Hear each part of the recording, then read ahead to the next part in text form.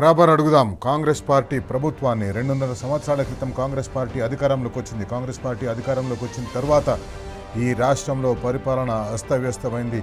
ఏ పేద ప్రజల సంక్షేమం కోసమైతే, ఏ బడుగు బలహీన వర్గాల ప్రజల సంక్షేమం కోసమైతే ఒక్కొక్క పథకాన్ని తీసుకొచ్చిండ్రు. ఎవరు అడగకపోయినా రైతులకు పెట్టుబడి సాయం కోసం రైతు బంధు తీసుకొచ్చిండ్రు. ఎకరానికి 5,000 చొప్పున 2 పంటలకు సంవత్సరానికి 10,000 రూపాయలు ఇచ్చేది. ఈరోజు మనమందరము ఆలోచించుకోవాల్సింది, బరాబర్ అడగవలసింది కాంగ్రెస్ పార్టీ ప్రభుత్వాన్ని. ఏమైంది ఆ పథకం? ఎందుకు కేసీఆర్ ఇచ్చిన రైతు పంట పెట్టుబడి సాయాన్ని ఈరోజు మీరు అమలు చేయలేకపోతున్నారు? కళ్యాణ లక్ష్మి, షాదీ ముబారక్ ఎలక్షన్ల ముందు కాంగ్రెస్ పార్టీ ఏమన్నదో మనం చూసినాం. ఏ సంక్షేమ తెలంగాణనైతే బీఆర్ఎస్ పార్టీ కోరుకుందో, ఏ సంక్షేమ తెలంగాణ అయితే కేసీఆర్ గారు కోరుకున్నారో, ఏ సంక్షేమ తెలంగాణ అయితే 10 సంవత్సరాలుగా ఉందో ఆ సంక్షేమ తెలంగాణలో 1,00,000 రూపాయలతో పాటు తులం బంగారం ఇస్తామన్నది ఈరోజు 1,00,000 రూపాయలు.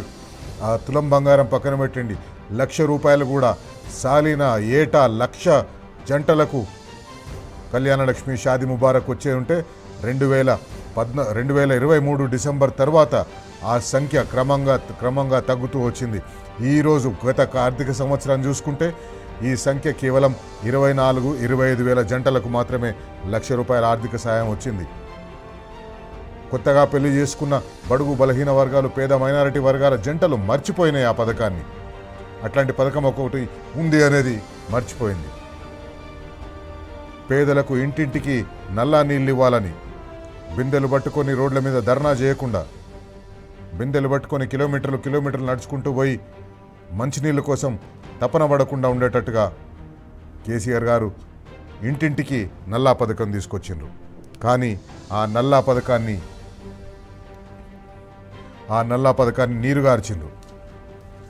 ఇది ఈరోజు తెలంగాణలో కాంగ్రెస్ పార్టీ పరిపాలన ఈ రకంగా ఉంది.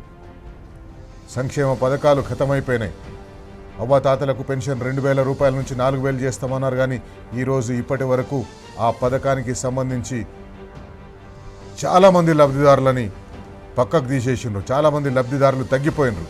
కానీ ఈరోజు ఆ పథకాన్ని అమలు చేసే పరిస్థితి లేదు.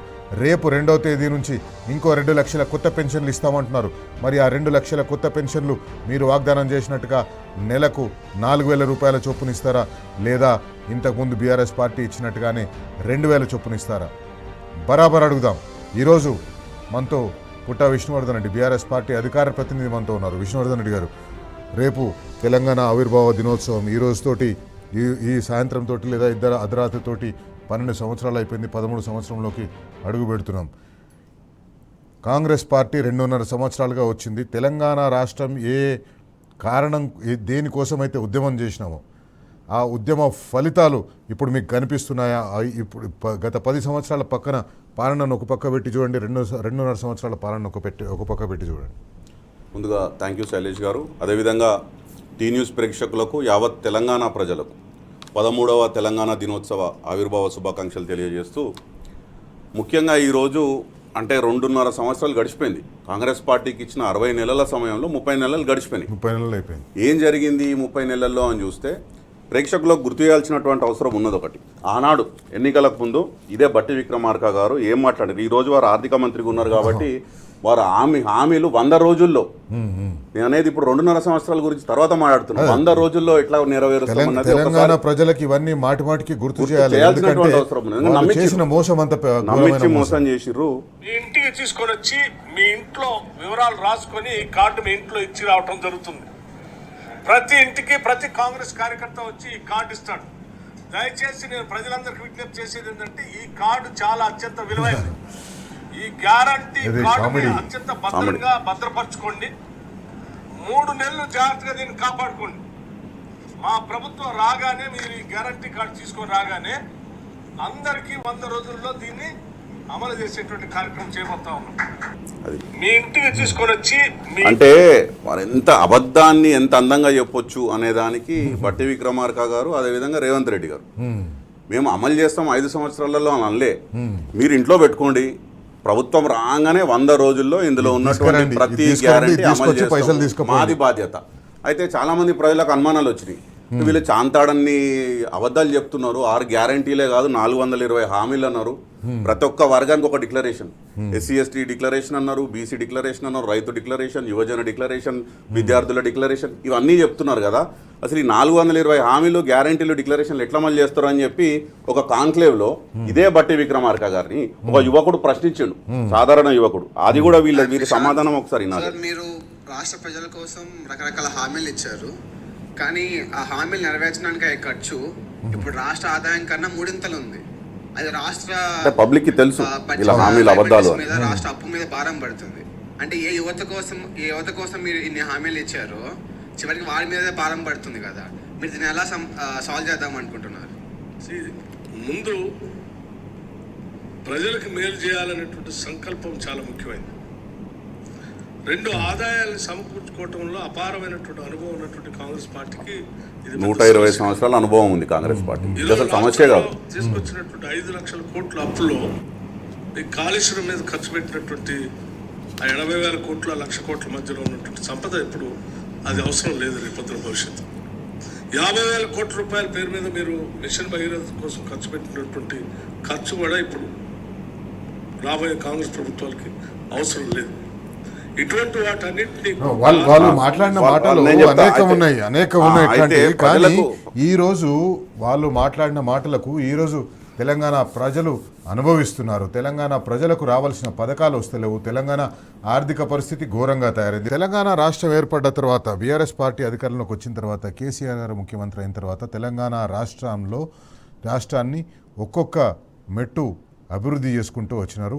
తెలంగాణ రాష్ట్రంలో 10 సంవత్సరాల అధికారంలో ఉన్న తర్వాత, కాంగ్రెస్ పార్టీ అధికారంలోకి వచ్చిన తర్వాత 90% పూర్తయిన పనులను ఏ పనులను కూడా పూర్తి చేయలేకపోతున్నారు. అప్పులు తీసుకొస్తున్నారు.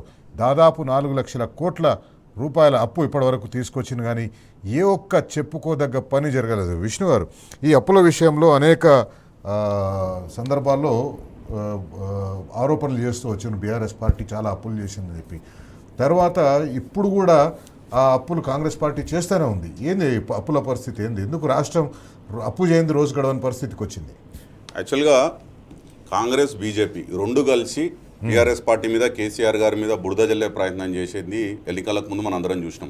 నోటికి ఎంత వస్తుందంత, ఒక 5 లక్షల కోట్లని, ఒక 6 అని, ఒక 7 అని, ఒక 8 అని, ప్రభుత్వం వచ్చినాక కూడా వాళ్ళు 10 కోట్లని ప్రెస్ మీట్ పెట్టి, అంటే అడ్డగోలుగా నోటికి వచ్చిన మాట మాట్లాడారు. నంబర్లన్నీ వచ్చిన తర్వాత కూడా అట్లే మాట్లాడారు. అయితే అధికారికంగా ఇక్కడ అడిగింది, ఇది లోక్సభలో అడిగినటువంటి ప్రశ్న 11th August 2025 Lok Sabha unstarred question number 3679. అడిగింది ఎవరు? మాధవనేని రఘునందన్ రావు గారు, బీజేపీ ఎంపీ ఫ్రమ్ మెదక్. వారు ఏమడిగినారు లోక్సభలో? Will the minister of finance be please to state whether the government can provide a detailed breakdown of Telangana state debts for each financial year since 2014.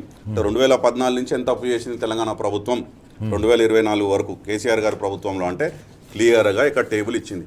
పార్లమెంట్లో అధికారికంగా ఇచ్చినటువంటి లెక్క ఈ టేబుల్లో అప్పు ఎంత చేసింది కేసీఆర్ ప్రభుత్వం అంటే కేవలం 3,50,000 కోట్లు. ఈ 3,50,000 కోట్లు కూడా ప్రతి సంవత్సరం ఏ సంవత్సరంలో ఎంత అంటే తెలంగాణ ఏర్పడ్డ నాడు మనకు ఆల్రెడీ నెత్తి మీద గత కాంగ్రెస్ ప్రభుత్వం 70,000 కోట్లు అప్పు పెట్టి పోయింది. దాని తర్వాత 3,50,000 కోట్లు అంటే ఆ 70,000 కోట్లు ఆ రోజు తీసేస్తే కేసీఆర్ ప్రభుత్వం నెట్ నికరంగా చేసిన అప్పు 2,80,000 కోట్లు. అయితే ఈ 2,80,000 కోట్లలో ఏం జరిగింది గత కేసీఆర్ ప్రభుత్వంలో అంటే చెప్పుకుంటూ పోతే తెల్లారుతుంది నాకు. అంటే తలసరి ఆదాయంలో లక్ష రూపాయల నుంచి 3,80,000 పెరిగింది తెలంగాణ. స్థూల ఉత్పత్తిలో 5 లక్షల కోట్ల నుంచి 15 లక్షల కోట్లకు పెరిగింది. Per capital consumption of power యూటిలైజేషన్లో నంబర్ 1 స్టేట్గా 1,100 యూనిట్ల నుంచి 2,300 యూనిట్లకు పెరిగింది. వ్యవసాయ రంగం చూసుకుంటే సాగుకు పనికొచ్చే యోగ్యమైన భూమి కేవలం తెలంగాణ ఏర్పడినాడు 1,38,00,000 ఎకరాలు ఉంటే కేసీఆర్ ప్రభుత్వం దిగిపోయిన నాటికి అది 2,68,00,000 ఖర్చు చేసిన అప్పులు చేసినా కూడా ఉత్పాదక రంగంలో పెట్టిన రూపాయి ప్రతి రూపాయి ఉత్పాదక రంగంలో పెట్టిరు. ఆ రూపాయితో ఇంకో 2 రూపాయల సంపద సృష్టించారు. అంటే చేసిన అప్పు గత కేసీఆర్ ప్రభుత్వంలో 3,50,000 కోట్లు ఉంటే దాని మీద సృష్టించిన సంపద 50 లక్షల కోట్లు, దాదాపు 12 రేట్ల సంపద గత ప్రభుత్వంలో సృష్టించారు. దానికి కాంట్రాస్ట్గా ఈ రోజు రేవంత్ రెడ్డి గారి ప్రభుత్వం ఆల్రెడీ 4 లక్షల కోట్లు అప్పు చేసింది. 4,01,000 చిల్లర కోట్లు అంటే 2.5 సంవత్సరాలలో 4 లక్షల కోట్లు అంటే యావరేజ్ తీసుకుంటే మీకు ప్రతి సంవత్సరం 1 ఇప్పుడున్నటువంటి రేవంత్ రెడ్డి ప్రభుత్వం అప్పు తీసుకుంది compare to what KCR government 2014 నుంచి 23 వరకు కేవలం 2,80,000 కోట్లు అంటే యావరేజ్ 10 సంవత్సరాలలో 2,80,000 అంటే సంవత్సరానికి 28,000 కోట్లు. 28,000 కోట్లకి అంత సంపద, అంత డెవలప్మెంట్ జరిగి, అంత అన్ని సంక్షేమ పథకాలు జరిగితే ఈ రోజు 4 లక్షల కోట్లు సంవత్సరానికి యావరేజ్గా 1,60,000 కోట్లు అప్పు తీసుకున్నటువంటి రేవంత్ రెడ్డి ప్రభుత్వం ఏం చేసింది? ఇప్పటి వరకు ఎట్లాంటి ఒక ఇటుక పెట్టిందా, ఒక ప్రాజెక్టు కట్టిందా, ఒక స్కీమ్ ఇచ్చిందా? వాళ్ళు చెప్పిన 6 గ్యారంటీలు అమలైనా ఎక్కడా ఏది లేదు. ఎక్కడేసిన గొంగళ అక్కడే. ఇంకా వాటిలో కోత పడ్డది. ఇప్పుడు ఉదాహరణకు కళ్యాణ్ లక్ష్మి షాదీ ముబారక్ తీసుకుంటే బీఆర్ఎస్ అధికారంలో ఉన్నప్పుడు సంవత్సరానికి 1,00,000 జంటలకు అది వచ్చేది. కానీ ఇప్పుడు మొన్న 25-26 ఆర్థిక సంవత్సరంలో కాంగ్రెస్ పార్టీ వాళ్ళు ఇచ్చిన లెక్కల ప్రకారమే 24,000 నుంచి 25,000 జంటలకు మాత్రమే ఇచ్చింది. అంటే గత ప్రభుత్వం ఏవైతే పథకాలు తీసుకొచ్చిందో వాటిని కూడా ఇంప్లిమెంట్ చేయలేని దుస్థితి ఈరోజు. మీరు కొత్తగా ఇవ్వాల్సిన అవసరం లేదు. కేసీఆర్ గారి ప్రభుత్వం చేయాల్సినంత చేశారు. వ్యవసాయ రంగంలో రైతు బంధు లాంటి స్కీమ్ కానివ్వండి, ఉచిత కరెంటు కానివ్వండి, రైతు బీమా కానివ్వండి, రుణమాఫీ కానీ అన్నీ చేశారు. విద్యుత్ రంగంలో కేవలం 7,000 మెగావాట్లు ఉంటే స్థాపిత విద్యుత్ కెపాసిటీ దాన్ని 26,000 మెగావాట్ల కెపాసిటీకి పెంచారు. యాదాద్రి థర్మల్ పవర్ ప్లాంట్ స్థాపించి 4,800 మెగావాట్లు, భద్రాద్రిలో 1000 మెగావాట్లు. ఇట్లా మన కళ్ళ ముందు కనబడ్డది. విద్యుత్ రంగంలో ఏం చేసినాం? సాగు రంగంలో చెప్పుకుంటూ పోతే కేవలం 38 లక్షల ఎకరాలకు కొత్తగా కేవలం కాళేశ్వరం ద్వారా కొత్త ఆయకట్టు కానీ స్థిరీకరణ కానీ జరిగింది. పాలమూరు రంగారెడ్డి 90% జరిగింది. జిల్లాకు ఒక మెడికల్ కాలేజీ కట్టిర్రు కేసీఆర్ గారు. ఏ ఆత్మగౌరవం కోసం అయితే తెలంగాణ ఉద్యమం జరిగిందో, ఏ ఆత్మగౌరవం నిలుపుకోవడం కోసం తెలంగాణ ఉద్యమం జరిగిందో, తెలంగాణ రాష్ట్ర ఏర్పాటు జరిగిందో, అదే ఆత్మగౌరవాన్ని 2024-23 డిసెంబర్ నుంచి కాంగ్రెస్ పార్టీ తాకట్టు పెడుతూ వచ్చింది. ఆత్మగౌరవాన్ని దెబ్బతీస్తూ వచ్చింది. తెలంగాణ అధికారిక చిహ్నం మారుస్తామని చెప్పేసి అన్నారు. తెలంగాణ గీతాన్ని మార్చేసిండ్రు, తెలంగాణ తల్లిని మార్చేసిండ్రు, తెలంగాణ తల్లిలో ఉన్న బతుకమ్మని తీసేసిండ్రు. విష్ణు గారు, ఏ రకంగా 2023 డిసెంబర్ నుంచి తెలంగాణ ఆత్మగౌరవానికి దెబ్బ తగులుతూ వస్తుంది? దురదృష్టం ఏంటంటే ఈరోజు తెలంగాణ ముఖ్యమంత్రి ఉన్నటువంటి రేవంత్ రెడ్డి గారు గతంలో కూడా వారు ఏనాడు కూడా జై తెలంగాణ అన్న పాపన పోలే. తెలంగాణ ఉద్యమం ఉవ్వెత్తున లేచి 14 సంవత్సరాలు సుదీర్ఘ పోరాటం జరుగుతున్నా కానీ రేవంత్ రెడ్డి గారి నోట ఒకసారి కూడా తెలంగాణ పదం రాలేదు. రాకపోగా ఎవరైతే ఉద్యమకారులు ఉద్యమం చేస్తున్నారో వాళ్ళ మీదకి రైఫిల్ పట్టుకొని, తుపాకులు పట్టుకొని బెదిరేనికి పోయినటువంటి వ్యక్తి, అట్లాంటి వ్యక్తి చేతిలో ఈరోజు తెలంగాణ రాష్ట్రం బందీ అయింది. ఆయన మనసులో ఉన్నది బయటికి కనబడుతూనే ఉంది. మీరు చెప్పినట్టు తెలంగాణ తల్లి చేతిలో బతుకమ్మని తీసేయడం కానివ్వండి, తెలంగాణ మన అధికారిక చిహ్నంలో కాకతీయ కళాతోరణం తీసే ప్రయత్నం కానివ్వండి, అంటే ఇట్లా అనేక పర్యాయాలు తెలంగాణ గీతాన్ని మార్చడం కానివ్వండి, ఇట్లా చూస్తా పోతే ఏదో ఒక అంటే బిహైండ్ ద సీన్ మనసులో ఉన్నది ఎక్కడొక్కడ బయటపడుతుంది. ఇంకా దురదృష్టం ఏంటంటే ఇటీవల నిన్న మనం చూస్తున్నాం, తెలంగాణ ఏర్పడ్డందుకు నేను 11 రోజులు అన్నం కూడా తినలేదు అని బాధపడ్డా అని చెప్పినటువంటి వ్యక్తి, పక్క రాష్ట్రంలో అధికారంలో ఉన్నటువంటి పార్టీల అధ్యక్షులు రేపు వచ్చి తెలంగాణలో సభ పెడతామంటారు. తెలంగాణ రాష్ట్ర అధ్యక్షుడు ఉన్నటువంటి వ్యక్తి పక్క రాష్ట్రంలో అధికారంలో ఉన్నటువంటి పార్టీ అధ్యక్షుడు తెలంగాణలో, ఆయన అసలు తెలంగాణ అనే పదమే డిక్షనరీలో లేదు అని మాట్లాడతాడు. అదే పక్క రాష్ట్రంలో ఉన్నటువంటి అధికారంలో ఉన్నటువంటి జాతీయ పార్టీ వాళ్ళ ప్రధానమంత్రి నిండు పార్లమెంట్లో ఎన్నోసార్లు విషంగా ఎక్కిరిచ్చిర్రు, తల్లిని చంపి బిడ్డను వేరు చేసిర్రు, తెలంగాణ ఇట్లయింది అట్లయిందని. ఇక్కడ ఉన్నటువంటి ముఖ్యమంత్రి, సోయిలేని ముఖ్యమంత్రి, తెలంగాణ అస్తిత్వం పట్ల ఏమీ తెలియని ముఖ్యమంత్రి, మనం గతంలో కూడా చూసినాం. మన ప్రయోజనాలను ఏవైతే నిధులు, నీళ్లు, నియామకాల కోసం కొట్లాడి యువకులు కానీ మేధావులు కానీ అందరూ అంటే ఒకటే తెలంగాణ కోసం కొట్లాడినామో ఆ నీళ్ళని ఈరోజు బనకచెర్ల ప్రాజెక్టు ద్వారా గోదావరి నీళ్ళని, తెలంగాణ నీళ్ళని పక్క రాష్ట్రానికి తరలించే ప్రయత్నం. కేఆర్ఎంబీ ప్రాజెక్టులు అంటే కృష్ణా నది మీద ఉన్నటువంటి ప్రాజెక్టులన్నీ కేఆర్ఎంబీకి అప్పచెప్తామని ఒప్పుకొని రావడం ఢిల్లీకి పోయి, ఇవన్నీ చూస్తుంటే తెలంగాణ దేనికోసం అయితే కొట్లాడుకున్నామో మన వనరులు మనం కాపాడుకోవాలి, మన హక్కు మనకు ఉండాలి. అన్నిటికన్నా ముఖ్యమైనది ఆత్మగౌరవంతో బతకాలి. ఈ ఆత్మగౌరవాన్ని ఈరోజు దెబ్బతీసే ప్రయత్నం పక్క రాష్ట్రాల నుంచి వేరే పొలిటికల్ పార్టీకి చేస్తుంది. దానికి ఊతమిస్తూ ఇక్కడ ఉన్నటువంటి ముఖ్యమంత్రి కానీ వారి ప్రభుత్వం కానీ పెద్ద ఎత్తున వాళ్ళకి సపోర్ట్ చేస్తుంది. కాకపోతే పదే గత 79 సంవత్సరాల మనకు స్వాతంత్రం వచ్చినప్పటి నుంచి ఈనాటి వరకు ఏనాడైతే తెలంగాణ అస్తిత్వం మీద దాడులు జరుగుతాయో, యావత్తు తెలంగాణ ఒకటైతుంది. వీళ్ళు చేసే హేళనకు, వీళ్ళు చేసే ఈ అగౌరవపరిచే విషయాన్ని, తెలంగాణ అస్తిత్వాన్ని చిన్నగా చేసి చూపించే ప్రయత్నాన్ని డెఫినెట్గా ప్రతి తెలంగాణ వ్యక్తి అందరం కలిసి కదం తొక్కుతారు. వీటిని పొలిమేరలు దాటే వరకు తరిమి మాత్రం కొడతారు తెలంగాణ ప్రజలు పక్క. థ్యాంక్ యూ విష్ణు గారు ఈరోజు మాతో చర్చలో పాల్గొన్నందుకు. ఇది వాటి బరాబర్ అడుగుదాం. రేపు మరో ముఖ్యమైన అంశంతో మళ్ళీ కలుసుకుందాం. అంతవరకు సెలవు. నమస్తే. జై Telangana. Stay tuned to T news. T news ప్రేక్షకులకందరికీ తెలంగాణ ఆవిర్భావ దినోత్సవ శుభాకాంక్షలు.